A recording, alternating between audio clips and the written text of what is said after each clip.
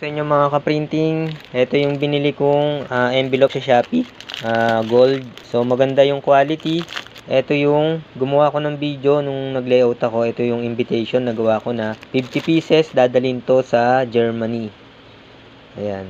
Glittered siya. Lahat ng mga materyales na ginamit ko, ilalagay ko sa video description. I-click nyo na lang po kung saan nakakabili. Etong, yan yung glittered, yung ginawa kong photo top dito sa invitation. Tapos yung double-sided photo paper. So, ayan siya, oh, pantay na pantay. 50 pieces siya. Tapos yung envelope na gold. So, ilalagay ko na lang po yung link kung saan ko nabili. Kung saang Shopee store. At pwede nyong subukan. Yan, oh, gold. Yan, ang ganda ng quality.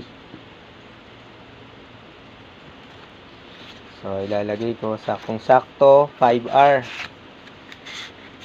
Yan, oh, ganda.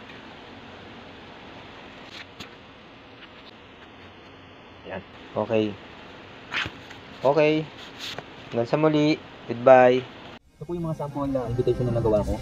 Gumagamit ako minsan ng ng glittered, ng leather, o kaya yung yung matte, yung mga ginagamit kong photo top para mas maging maganda. Tapos minsan binubutasan ko, nilalagyan ko siya ng eyelet, tapos nilalagyan ko ng ribbon. So, ginagamit ko po ito sa karaniwan sa 7 birthday.